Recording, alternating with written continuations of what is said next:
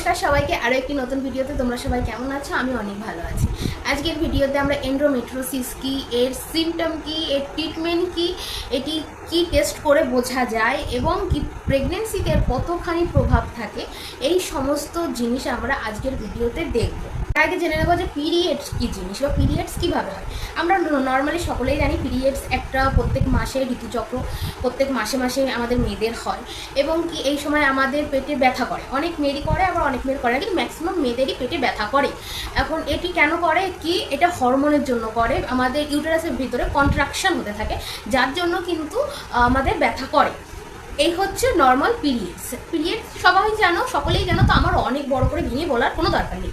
এবার এন্ডোমেট্রিওসিস এতে কি হয় বা এটি কী জিনিস, এটিও একটি পিরিয়ডস রূপেরই একটা জিনিস বা পিরিয়ডসের মতনই একটা জিনিস। এটিতে তোমার ইউটেরাসের গা দিয়ে লাইন বরাবর তো থিঙ্ক একটা রক্তের পারদ বা লাইন তৈরি হচ্ছে। এছাড়া ইউটেরাসের উপরে বা টিউবের গায়ে বা ওভারির মধ্যে বা যে কোনো জায়গায় তোমার পেটের মধ্যে ব্লিডিং বা রক্তের যে থিঙ্ক লাইনটা আমাদের ইউটেরাসের মধ্যে, এরকম তো ইউটেরাসের গা দিয়ে যেটা তৈরি হচ্ছে, এরকম লাইন যে কোনো জায়গাতেই, যেগুলো আমি বললাম টিউবে হোক কি ওভারিতে হোক বা মানে ইউটেরাসের উপরে হোক, তো এরকম লাইন তৈরি হতে থাকে। এবার আমরা সকলেই জানি পিরিয়ডস তো একটা ডেটের পরে গিয়ে সেটা বাইরে আসবে। তো এই সময়ও একটা ডেটের পরে এটা বাইরে আসতে চায়, এটিও ভেঙে ক্ষরণ হয়। এখন কি হয় যে যখন এটি বাইরে আসার জন্য চেষ্টা করে, তখন এটি বাইরে আসার পথ পায় না।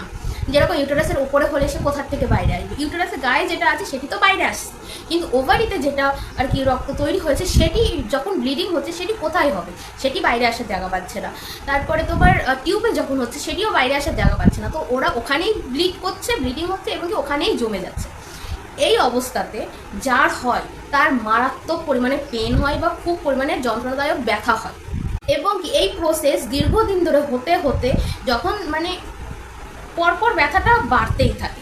এরকম প্রসেস দীর্ঘদিন ধরে হতে হতে যেহেতু একটি জায়গাতেই ব্লিডিং হচ্ছে অনেকবার করে, তো সেখানে একটি ছোট বড় আকারের সিস্ট তৈরি হয়।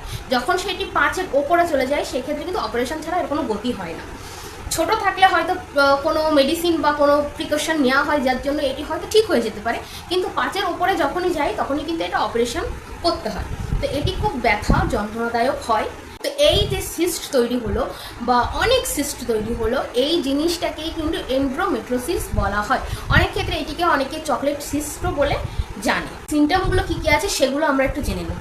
প্রথমত এর সিমটম হলো এটি দীর্ঘদিন ধরে চলতে থাকে, অর্থাৎ তোমার পিরিয়ডস যখন হচ্ছে সেই পিরিয়ডসটা তোমার 10 দিন কি তারও বেশি কি তার হয়তো 8 দিন 7 দিন এরকম, মানে দীর্ঘদিন ধরে অনেক দিন ধরে এটি চলতে থাকে, এটি থামে না। এবং কি যতদিন ধরে তোমার ব্লিডিং হয় ততদিন ধরেই হয়তো তোমার ব্যথা থাকতে পারে, কি পিরিয়ডস আসার আগে তীব্র ব্যথা অনুভব হতে পারে বা পরে অনেক প্রচণ্ড ব্যথা হতে পারে, এই সমস্ত জিনিস হয়। এখন একটা কথা আছে যে শরীর মহাশয়, যা সইবে তাই সয়। তো সেরকমই মেয়েরা এই জিনিসটাকে একদমই ভাবে কি যে হয়তো এটা নর্মাল পিরিয়ডসের ক্রাম্প বা পিরিয়ডসের মতন ব্যথা, তো এটা নর্মাল, এটাকে অতটা গুরুত্ব দেয় না। কিন্তু যখন ধীরে ধীরে ব্যথাটা আরও বাড়তে থাকে তখন হয়তো দেখা যায় যে এটি সিস্ট তৈরি হয়ে গেছে এবং 5-এর বেশি হলে সেই ক্ষেত্রে অপারেশন করতে হয়। যেহেতু তোমার ভেতরে ব্লিডিং হয়, ব্লিডিংয়ের জন্য কিন্তু তোমার মলাদ্বারের নাড়ি বলো কি ইউরিন পাস করার নাড়ি বলো, এই সমস্ত কিন্তু মানে ব্লিডিংয়ের জন্য না চিপচিপা হয়ে যায়, একসাথে একটা বিচ্ছিরি কাণ্ড তৈরি করে, যার জন্য তোমার অনেক সময় পটি করতে ব্যথা অনুভব হতে পারে এবং কি ইউরিন পাস করতেও ব্যথা অনুভব হতে পারে, কখনো কখনো 1-2 ফোঁটা ব্লিডিংও হতে পারে। তো এই সমস্ত জিনিস কিন্তু এরই সিমটমের মধ্যেই পড়ে এবং এর ব্যথাটা তোমার যে কোনো টাইমে যখন ইচ্ছা হতে পারে, যেটা আমি আগেও বললাম পিরিয়ডসের আগেও হতে পারে, যতদিন তোমার ব্লিডিং হবে ততদিন পর্যন্ত হতে পারে ব্যথা, এর কোনো ঠিক নেই, যার হয় সেই জানে। তোমরা কিন্তু অনেকেই দেখছো, প্রায় 95% মানুষ কিন্তু দেখছে অথচ সাবস্ক্রাইব করছে না। কেন করছে না? ভিডিও ভালো লাগলে অবশ্যই কিন্তু সাবস্ক্রাইব করো এবং কি বেল আইকন কিন্তু অবশ্যই করে রাখবে বা টিক দিয়ে রাখবে, যার জন্য কিন্তু নোটিফিকেশান তোমরা ভিডিও পাবে। অনেকে হয়তো ভিডিওর নোটিফিকেশান পায় না, যার জন্য ভিডিও দ্বারা স্কিপ করে যায় বা দেখতে পায় না। তো বেল আইকনও অন করে রেখো এবং কি সাবস্ক্রাইব করে রেখো। তো এবার বলবো এটি কীভাবে টেস্ট করা হয়। তো এটি টেস্ট করার একটা মাধ্যম, সেটি হচ্ছে ল্যাপ্রোস্কোপিক দ্বারা এটি দেখা হয়। মানে ধরো তোমার নাভির ভেতরে বা কোনো একটা জায়গায় ছোট্ট ছিদ্র করে সেখান থেকে ক্যামেরা দ্বারা হয়তো কিছু দণ্ড মতো ভেতরে ঢোকানো হয়, যেখান থেকে ভেতরের পরিস্থিতি কেমন সেটা দেখা হয়। আর যদি কোনো ছোট অপারেশন থাকে তো এর দ্বারা এটি করা হয়। এটা যে তোমার সিস্টেই করতে হবে তা না, এটা অনেক ক্ষেত্রেই করা হয়। যে যদি ছোট কিছু থাকে তো এটার দ্বারাও অপারেশন হয়। এবার এটির দ্বারাও তোমার চকলেট সিস্ট হোক, তো এই সমস্ত জিনিস ভেতরে দেখা হয়। এন্ডোমেট্রোসিসের ট্রিটমেন্ট কি? দেখো, ট্রিটমেন্ট প্রথমত যদি কিনা তোমার ছোট ছোট সিস্ট থাকে সেই ক্ষেত্রে কিন্তু তোমাকে মেডিসিন দ্বারা এটিকে ঠিক করানোর জন্য চেষ্টা করা যেতে পারে। কিন্তু যদি কিনা তোমার 5-এর ওপরে বা 5 হয়ে যায় সিস্টের আকার, সেই ক্ষেত্রে কিন্তু এটি অপারেশনের দ্বারাই একমাত্র ঠিক করা যেতে পারে। এখন একটা কি, যে সিস্ট কিন্তু বারবার ফিরে আসে, বার করে ফিরে আসছে, একবার সেরে যাচ্ছে গিয়ে আবার হচ্ছে। তো এটাতেও একই জিনিস, যে একবার অপারেশন করা হচ্ছে কিন্তু দ্বিতীয়বার কিন্তু তোমার সেই একই জায়গাতে আবার কয়েক বছর পরে কিন্তু এই একই সিস্ট তৈরি হতে পারে।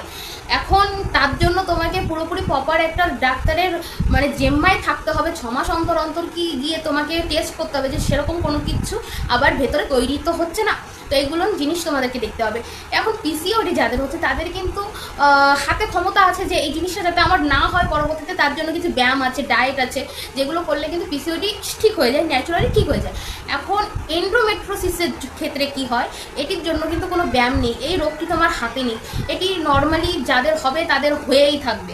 তো তার জন্য সে না ডায়েট করতে পারবে না ব্যায়াম করতে পারবে যে এই জিনিসটা করলে হয়তো এই জিনিসটা হবে না, এটা সম্ভব না। যদি 5-এর উপরে উঠে যায় তো অপারেশনই একমাত্র এর গতি, তাছাড়া এটিকে ঠিক করার কোনো দ্বিতীয় অপশান থাকে না। তো এবার বলি তোমাদেরকে যে এটির ফলে প্রেগনেন্সিতে কতখানি প্রভাব পড়ে। দেখো, প্রথমত ডাক্তারের কি করতে হয়, যে তোমার ব্যথা বা যে ক্রাম্প তুমি অনুভব করছো, যে কষ্ট তুমি পাচ্ছ, তার জন্য কিন্তু তোমার পিরিয়ডের ব্লিডিং তারা বন্ধ করে দেয়। ধরো 10 দিন ধরে হচ্ছে কি তারও বেশি দিন ধরে হচ্ছে, তুমি ব্যথা পাচ্ছ, সেই ক্ষেত্রে কিন্তু ওষুধের দ্বারা তারা ব্লিডিং বন্ধ করে দেয়। ব্লিডিং বন্ধ হলে তুমি একমাত্র রিলিফ পাবে। এখন যদি পিরিয়ডটা বন্ধ করে দেওয়া হয় কোনো মেডিসিনের দ্বারা, সেক্ষেত্রে তো পিরিয়ড যদিও বন্ধ হয় সেক্ষেত্রে তো কনসিভ করার চান্সটাও থাকেই না। তো বাচ্চা যারা চাচ্ছ সেই ক্ষেত্রে কিন্তু ডাক্তাররা কোনো সময় তোমাদের পিরিয়ডটাকে বন্ধ করার জন্য মেডিসিন দেবে না, মানে এই মাসে হবে না কি পরের মাসে হবে না এরকম কিন্তু তারা করবে না, পিরিয়ডটাকে তোমার নর্মাল রাখবে। তারপরে কি, এখানে তো একটা বাধা তোমরা পাচ্ছই। এখন যাদের কি না কোনো সময় কোনো একবার অপারেশন হয়ে গেছে, তো তাদের কি হয় যে অপারেশনের জন্য কিন্তু যেহেতু সেখানে কাটাছেঁড়া একটা অলরেডি হয়ে গেছে, সেক্ষেত্রে কিন্তু তোমার ইউটেরাস বা ওভারিতে তোমার এগ কাউন্ট কমে যাবে, এবং কি ইউটেরাসও কিন্তু আগের থেকে অনেকটা মানে কমজোর, মানে উইক হয়ে পড়বে, মানে সে বাচ্চাটাকে ধরার ক্ষমতা কিন্তু অনেকটা হারিয়ে ফেলবে তোমার ইউটেরাস। তবুও এটি চেষ্টা করেও এখানে হচ্ছে কি তোমাদেরকে যাদের হয় এই জিনিসটা তাদেরকে বেশিরভাগই বলা হয় যে আইভিএফ করার জন্য। এটিতে আরেকটা কি সমস্যা হয়, যে বিয়ের পরে ইন্টারকোর্স করতেও কিন্তু তারা অনেকটা ব্যথা অনুভব তারা করে, তো এই ক্ষেত্রেও তাদের খুব একটা প্রবলেম হয়। তো প্রেগনেন্সিতে একটি খুব বাজে রকমের একটা প্রবলেমের সৃষ্টি করে, যেহেতু তোমার এগ কাউন্ট কমে যাচ্ছে, এবং কি যদি কিনা প্রথমে কোনো সময় অপারেশন হয় বা দ্বিতীয়বার অপারেশনের মতো কোনো অবস্থা বা পরিস্থিতি তৈরি হয়, তো একই জায়গায় দ্বিতীয়বার অপারেশন মানে তার কতখানি ক্ষতি তা তোমাদেরকে আমি কি করে বোঝাবো। তো আশা করি তোমরা এর থেকে বুঝতে পারছো যে এই সিস্ট যাদের থাকে তাদেরকে বাচ্চা কনসিভ করতে তাদের চান্স কিন্তু খুবই কম থাকে, 20% তাদের চান্স থাকে, আর 20%-এর ভেতরে হয়তো ঠিকঠাক সে বাচ্চা সার্ভাইভ করতে পারে না। তো তার জন্য আইভিএফ এর পদ্ধতি তারা আর কি বলে, এবং কি হয়তো আইভিএফ করাকালীন তোমার ইউটেরাসে এমন কিছু পুশ করবে বা মেডিসিন দেবে যার জন্য ইউটেরাস তোমার সেই বাচ্চাটাকে ধারণ করার ক্ষমতা পাবে, বা কিছু এরকম কিছু হয়তো অবশ্যই করা হবে। তো যেখানে একবারের থেকে অধিক কাটাচেরা হয়ে যায় সেখানে কিন্তু বাচ্চা হওয়ার চান্স অনেকটাই কমে যায়। এবং কি কাটাচেরার ফলে কোনো সময় যদি কারোর টিউব বা ওভারি, বিশেষ করে টিউব, যদি দুটো টিউব থাকে আমরা সকলেই জানি, যদি টিউব কোনো কারণে যদি মানে তোমার কাটা পড়ে যায় সেই ক্ষেত্রে কিন্তু সেই মেয়ে কোনো দিনও মা হতে পারবে না। একটি কনসিভ করার ক্ষেত্রে বা মা হওয়ার ক্ষেত্রে যেরকম জরুরি তোমার টিউব, সেরকম জরুরি তোমার ওভারি, সেরকম জরুরি তোমার ইউটেরাস।